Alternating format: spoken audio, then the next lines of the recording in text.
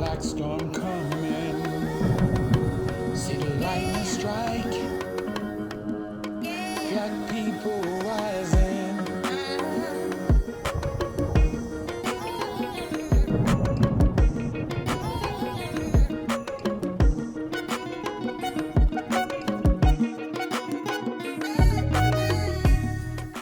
Hello and welcome to another edition of the Umoja Circle. My name is Keith Smokey Johnson, and usually to my left you'll see my co-host, Brother Derek Williams. He's a little bit under the weather today, so the show must go on, and I will be dealing with this topic for you by myself, which I've done in the past, so that's not a problem. For those of you who are new to the Umoja Circle, we are an African-centered talk show in which we correct errors where errors are found, and we introduce facts where we find that so many people are working on fiction when it comes to who we are as people of African descent, and we try to correct that with genuine facts. We here at the Umoja Circle always say that that today, even more than ever, every bit of information we consume must be looked at through the lens of an accurate historical perspective, okay? We got to have an historical lens that is accurate, because a lot of the times, even though this is the information age, a lot of the things that we're getting fed by the system, by the communication system, the dominant group, is not always to the best interests of those who consume it. And we got to deal with it through an accurate lens, and we try to create an accurate lens here at the Umoja Circle, especially for a topic that we're going to be talking about today. In 1964, this is 2022, in 1964, which made it 58 years ago, almost 60 years, by 2024, it'll be the 60th anniversary of the Civil Rights Act. And so we thought it would be interesting if we did a perspective, a critique of what have we lost or what have we gained in the last almost 60 years. And if you go even earlier than 1964, we're talking about close to 70 years of a perspective of whether or not the civil rights movement accomplished what it started out to do, and I think from a perspective of African centeredness and we people of African descent, I have some questions about it. Yes, it's talked about every February, and sometimes through the years when things come up when dealing with race issues, Dr. Martin Luther King come up, or Sister Rosa Parks would come up, or we'll be pointing at buildings that have the name of certain icons of the civil rights movement. And I don't knock those icons. They did what they had to do at that time, and it was necessary. There was a purpose. But my question is, has the mythology that we see today, and what I hear from public officials, especially even white officials, is this type of toning down of what this tumultuous time was like in the late 50s, throughout the 1950s, well into the 1970s, that we would call the Black Power movement or the Civil Rights movement. And what have we gained? Have we benefited as a people from those machinations? Or as happened after the Civil War in 1865, when there was the first, people don't realize that the Civil Rights Act of 1964 was not the first one. It did, and one of the mythologies that I have problems with is that we are being told today in many different ways that it ended this thing called segregation and Jim Crow apartheid, and black people had got it eliminated the stench of Jim Crow segregation and those things, like it was an ending.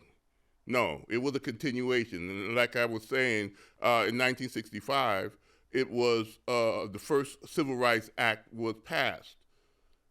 But it was immediately vetoed by then Andrew Johnson, the racist president that took over. He was like the Donald Trump of the 1860s after the Civil War. A lot of the things that the so-called radical Republicans like Thaddeus Stevens and Benjamin Butler and those gentlemen who passed these laws that eliminated slavery and started the Reconstruction era that started was specifically to benefit and heal the wrong that was done for black people specifically. They passed the first Civil Rights Act of 1865. And again, there was a white backlash headed by the then president. That's why they wanted to actually impeach him, because he was blocking any type of advancement once these laws were passed after Lincoln was assassinated. Nobody knows what Lincoln would have done, but supposedly, with the Emancipation Proclamation and those types of things, the Emancipation Proclamation didn't free anybody, really. But he's been called the great emancipator after since. Another mythology was established when it came to who he was. And when you look back through the lens of history, and you really do the research, well, even though there was a 13th Amendment which freed people unless you were in the criminal justice system, and again, there were ways around that. Look at our prison complex today and prison complex back then. People don't realize that in 1860, the amount of blacks that were freed, supposedly, in the North and in other territories compared to those who were in enslavement pre-Civil War, 1860 census, 50% of the black of the people in prisons at that time were black men. You fast forward 160 years or so, and you'll find that 50% of people in prison is black males and females. So have we gained anything with these Reconstruction acts? In fact, there was again another backlash. And this is what I want to talk about. These Civil Rights Acts, in fact, there were probably 4 or 5 prior to that. You had the 1865 one, which was passed to actually fix what happened in 1857 when the Supreme Court, Taney, said that there's no law that could be written that could benefit, make black people equal to white men in this country. Basically, that's what he said, and that act was supposed to give black people better citizenship. Then, of course, after that there was another law, a Civil Rights Act that was passed in 1866, and the same thing. That one passed, and it dealt with contract, because people don't realize that we talk about social activities, but then we have to deal with this country, which is an economic system, is a capitalist system. And only through capital will you find economics will the power for politics and other social actions can actually be achieved. But what happened with people who were enslaved for 246 years, and economically everything that they produced was disproportionately sent to white America, because there were 2 Americas, okay? One black, one white, and white America benefited from the fruits of our labor. We got, nothing for our labor for 246 years. And that people don't want to admit, but that was the reason that the United States became, by the turn of the 20th century, an economic juggernaut. They had 246 years of unrequited profits going to them. Yes, I know they were poor whites. I'm not saying that there was no social, but they were convinced, they fought a 4-year terrible, horrible civil war, convinced that at least you're not black. And people of African descent got to understand that these laws were put in books, but they were not really carried out. And that's the same question I'm asking 58 years later since the writing of the 1964 Civil Rights Act, with this law in the book, what have we accomplished? We have a rare opportunity again to look at the issues that we have to deal with, and also not only the economic problem. People don't realize that the Civil Rights Act of 1964, the Civil Rights Movement, was an economic movement, and we got to understand that. I'm gonna talk about that later, maybe in the second show. But this Civil Rights Act was a revolutionary act. Okay, was it a revolutionary act in the reality of what it produced, or was it just simply some reforms? I mean, when I talk about reform, well, we put a couple of names on buildings, on bridges, and we built a couple of statues. And what kind of rhetoric are we talking about when we talk about the civil rights? Are we pointing at achievements, or are we just pointing at buildings that have certain civil rights icons named? I mean, I don't know how many Martin Luther King boulevards and streets there are in America, or Rosa Parks' name on certain things or laws or what have you. But putting a name on a law is not the same as our people benefiting from the American dream still. The struggle still is real. We still have the George Floyd situation law that still hasn't been passed, even though it was promised. But the same laws that we established for George Floyd, who was executed a couple of years ago in the streets, is no different than black men who were lynched or executed 100 years ago or 200 years ago. What has changed? Okay, when the Civil Rights Act was passed in 1964, we asked the question.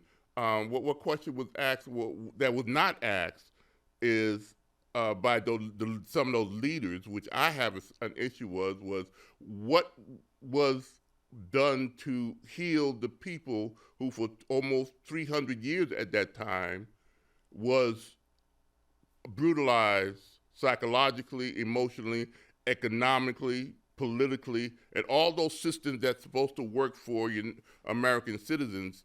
That question was never asked at the end of the Civil Rights Movement or during the Civil Rights Movement. How can we recompense what was done to us? Affirmative action and all those things are nice, but how do we heal people who've been traumatized for nearly 200 to 300 years?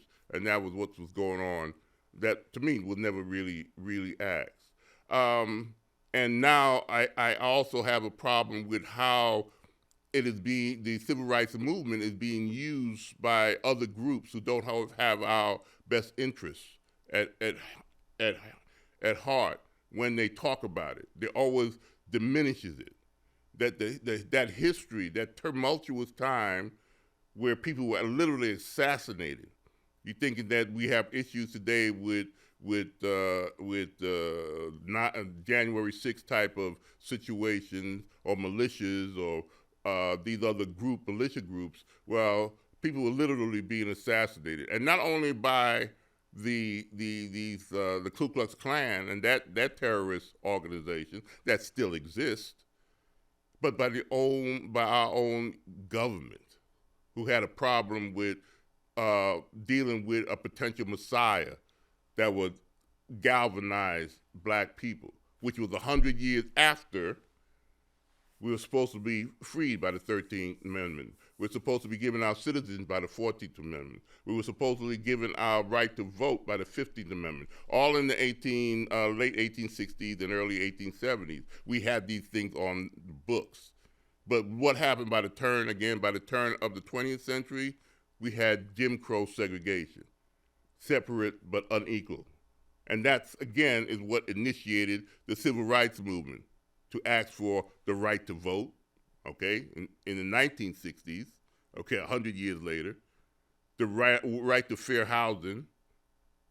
Why is it that every time we get these laws fixed, there is a white backlash that ignore those laws and I want to, us to really think about whether that's the same issue we have 58 years later since the Civil Rights Act. To emphasize what I'm talking about, I got some images I want to show you. What's the difference between a people who controls their own history, who controls how they express themselves to the world, compared to how we're still dealing with other groups telling us who we are? I want to start out with a statement. This is by a gentleman that whose pen name was George Orwell. His actual name was Bailey, I think, but he went by the pen name George Orwell, and he wrote a book called 1984. I always bring this up because of those. I first read this book when I was in school. I read it in the 80s. I read it again in the 90s. I read it definitely during the Trump administration, because it was more. This book was written in 1945. It was published in 1949, but it was very apropos in defining what I see happening right now. Let me put that back up again. I want to read that thing. This statement, I think, is very important. Whoever controls the images and information of the past determine what and how future generations will think. Whoever controls the information and images of the present determines how those same people will view the past. He who controls the past commands the future. He who commands the future conquers the past. Since the Civil Rights Movement, who controlled the images and information about that movement to this day? I want to show you another image here of another group of people who can control their own images and information. Some of y'all might have been seeing this image floating around the internet. And what it is, you might be familiar with the Wakanda, the mythological Wakanda, and you had these women warriors. Okay, they were basically loosely based on who this statue represents. This is the Dahomey, what they were called the Dahomey Amazons. And this is in the country of Benin. This statue was just unveiled just recently, in the last couple of months. And this is 30 meters tall. Look at it compared to the soldiers down there. Benin is where it's close to South Africa, more down to the southern part of Africa, kind of the lower middle part of Africa. And it's it is where the kingdom of Dahomey was located, or still located, but it's called the country of Benin. And these were called by the French, who colonized this area during the latter part of the 1800s or 1890s, and they fought these women. These were called the Dahomey Amazons.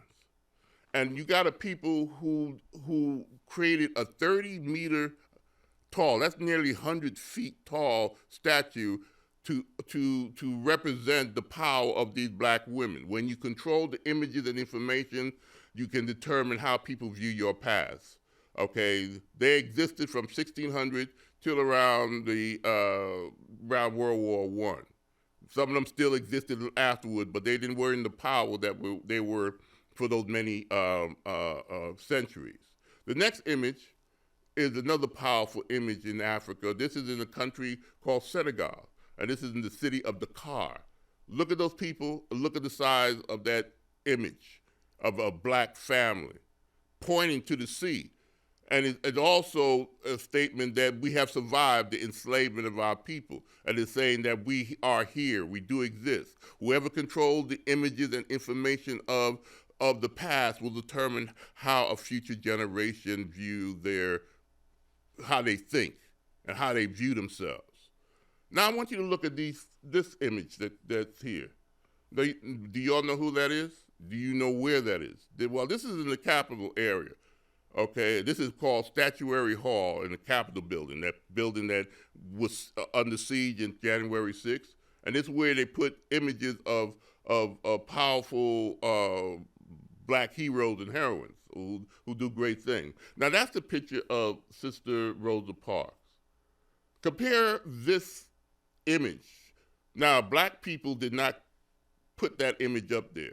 These were white people, the white government, who had a commission, who determined they want to celebrate this great icon. Now, do you see a powerful black woman represented compared to the Dahomey picture, was 90 meters tall? She's not even standing up. That's supposed to be her sitting at the bus, on that bus seat, representing this fragile-looking image. I don't know what they were thinking about, but to me, that's what I'm saying. This sister was a very powerful black woman. 4 days before the incident that she got taken off that bus in Montgomery, her and E.D. Nix, who was the head of the NAACP, and Martin Luther King met at Dexter Avenue Church, in which they were all discussing what happened.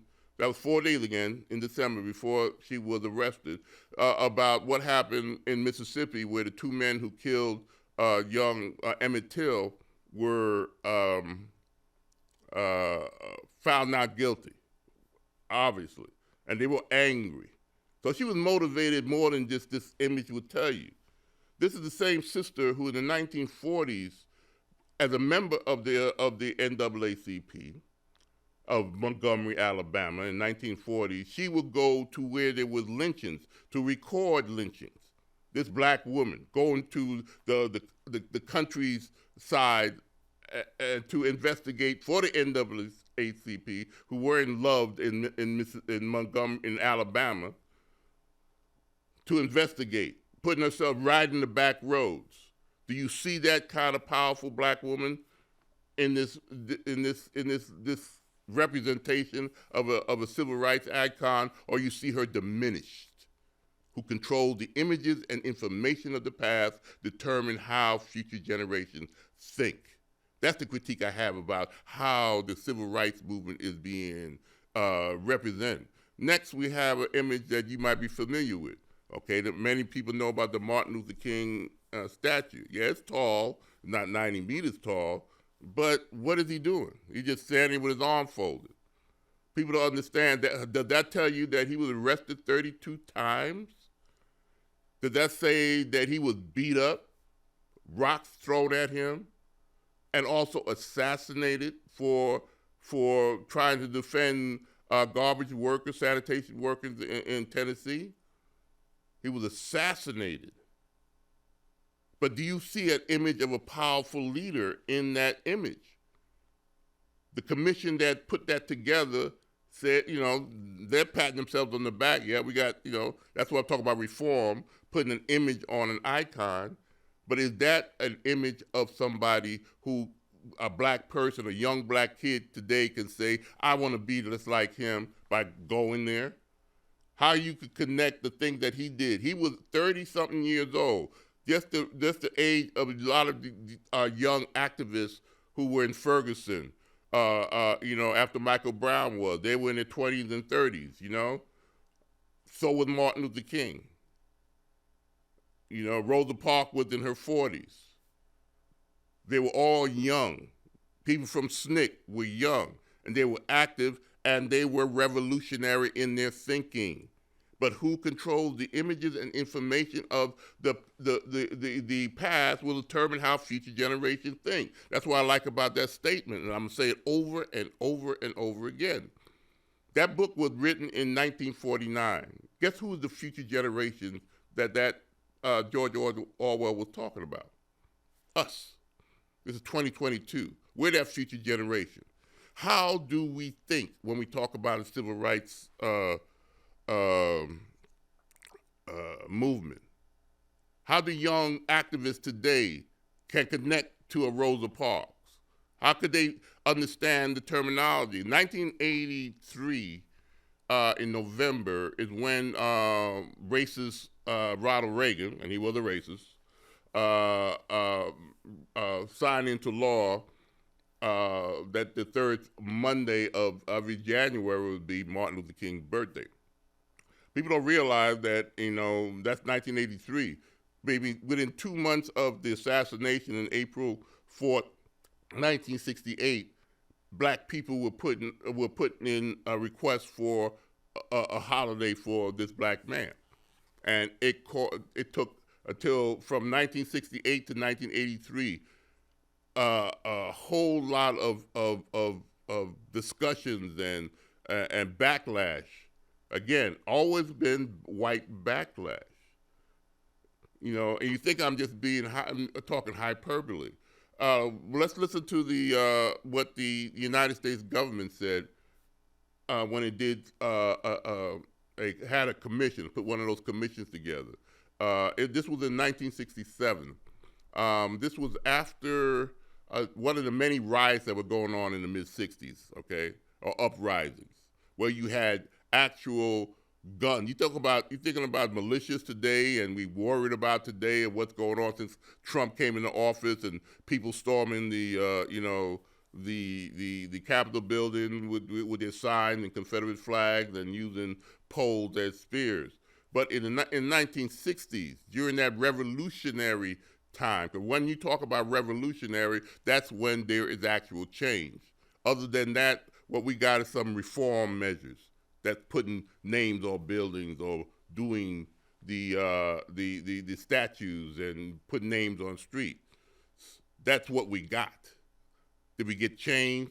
No. But in 1967, there was one of the many riots that happened during that mid-'60s time in Detroit, where actually infantry unions were patrolling the streets of Detroit after one of those riots. There were guns being shot from houses. There were machine gun nests on the corners of American streets. This also happened in Los Angeles, the LA riots, okay? And many others, Newark, New Jersey, in Chicago, all over the country. Black people during the red summers were getting upset that that the promises that were made 100 years earlier were still struggling. The occupational forces and was not protecting the service. The police department were more like an occupational force. The Nazis occupied Paris. How they treated the parishioners caused the parishioners to rise up, with these guerrilla groups that fought the Nazi civilians. The same thing happened in America during the 60s, all right?